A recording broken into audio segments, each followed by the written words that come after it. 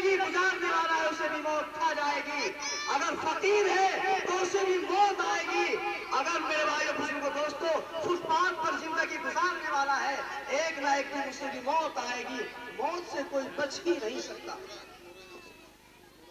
مسند ابو یعلا کی حدیث میں کہ جب تمام دنیا فنا ہو جائے گی، تمام دنیا ختم ہو جائے گی، حضرت ملک الموت اللہ تبارک و تعالیٰ کی بارگاہ میں حاضر ہوگا، اللہ تبارک و تعالیٰ جاننے کے باوجود پوچھے گا اے ملک الموت اب کون باقی رہ گیا ہے؟ ملک الموت کہے گا اے اللہ ایک آپ باقی رہ گئے ہیں جن کو کبھی موت نہیں آنے والی ہے، اور ایک میں باقی رہ گیا ہوں، اور آپ کے عرش اٹھانے والے فرشتے باقی رہ گئے ہیں، اور جبریل اور میکائیل باقی رہ گئے ہیں۔ اللہ تبارک و تعالیٰ فرمائیں گے، حکم دیں گے کہ میرے عرش اٹھانے والے فرشتے بھی مر جائیں۔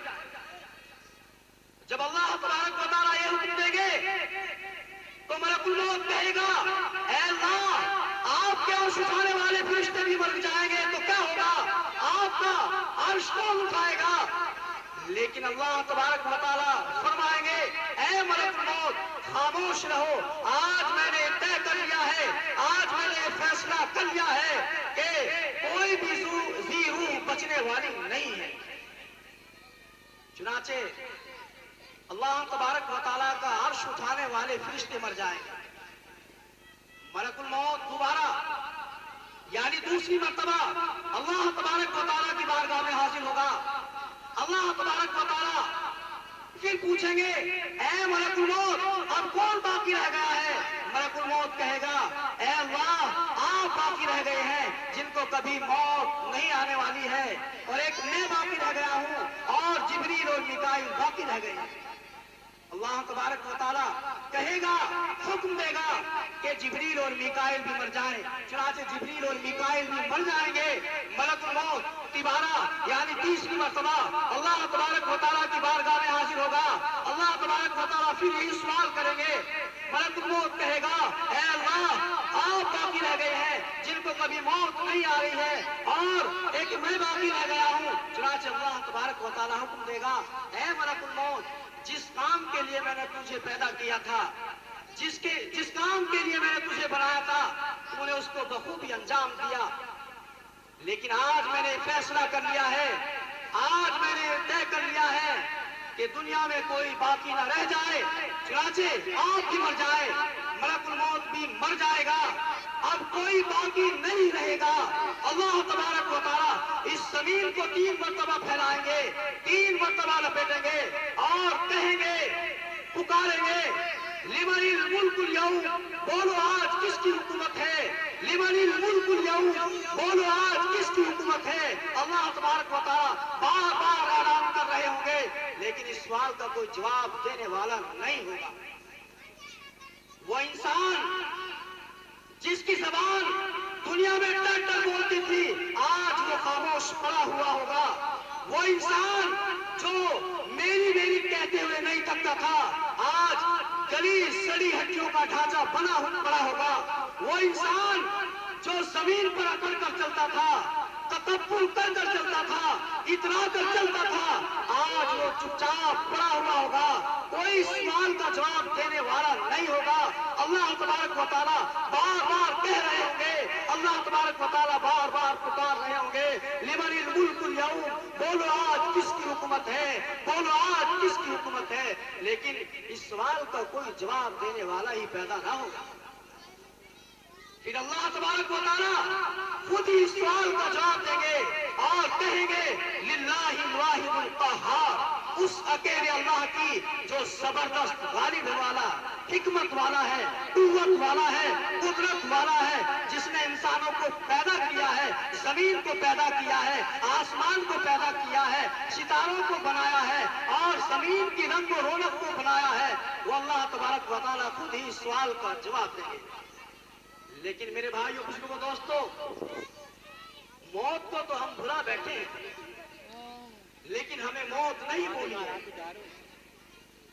جس موت کو ہم بھول بیٹھے ہیں وہ موت ہمیں نہیں بھولی ہے۔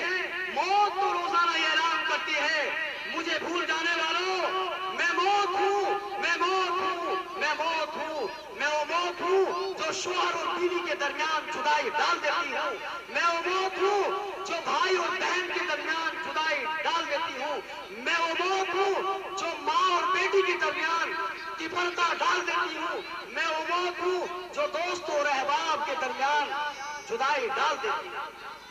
تو میرے بھائیو بزرگوں دوستو، جب موت ہمیں نہیں بھولی ہے اور پھر بھی ہم موت کے کام نہیں کر رہے ہیں، موت کے کام نہیں کر رہے ہیں، موت سے میرے بھائیو بزرگوں دوستو، موت تو ہر انسان کو آئے گی، ہر ذی روح کو موت کا ذائقہ چکھنا ہے، لیکن موت سے پہلے مرنے کی تیاری کر لی جائے تو صحت قسمت ہے، اور اگر ہم نے موت سے پہلے مرنے کی تیاری نہیں کی تو اللہ تبارک و تعالیٰ کے یہاں سوال کا جواب دینا ہوگا، اللہ تبارک و تعالیٰ سوال کریں گے اور ہم اس کا جواب دیں گے۔ اللہ تبارک و تعالیٰ فرمائیں گے کہ ہم نے تمہیں جوانی دی تھی، ہم نے تمہیں طاقت دی تھی، ہم نے تمہیں مال دیا تھا، ہم نے تمہیں بچے دیے تھے، اولاد دیے تھے، تم نے اسے دین کے لیے یا میرے لیے اسے صحیح طریقے سے، صحیح ڈھنگ سے استعمال کیا یا نہیں؟ اگر ہم نے میرے بھائیو بزرگوں دوستو نبی کریم صلی اللہ علیہ وسلم کا طریقہ اپنایا ہوگا، نبی کریم صلی اللہ علیہ وسلم کی سنتوں کو سینے سے لگایا ہوگا، نبی کریم صلی اللہ علیہ وسلم کے طریقے پر چلے ہوں گے تو سوال کا جواب دے دیں گے، اور اگر ہم نے نبی کریم صلی اللہ علیہ وسلم کی سنتوں کو ٹھکرایا ہوگا، نبی کریم صلی اللہ علیہ وسلم کے طریقے کو پامال کیا ہوگا، اللہ کے حکم کی نافرمانی کی ہوگی، تو میرے بھائیو بزرگوں دوستو ہمیں دنیا میں بھی ذلت اٹھانی پڑے گی اور اللہ تبارک و تعالیٰ کے سامنے بھی ذلت اٹھانی پڑے گی۔ ایک مرتبہ حضور اکرم صلی اللہ علیہ وسلم نے فرمایا، یہ حضرات کیا کر رہے ہیں بھائی؟ سب حضرات ادھر آ جائیں، پنڈال میں آ جائیں بھائی۔ ادھر ایک کون کھڑے ہو گئے ہیں بھائی؟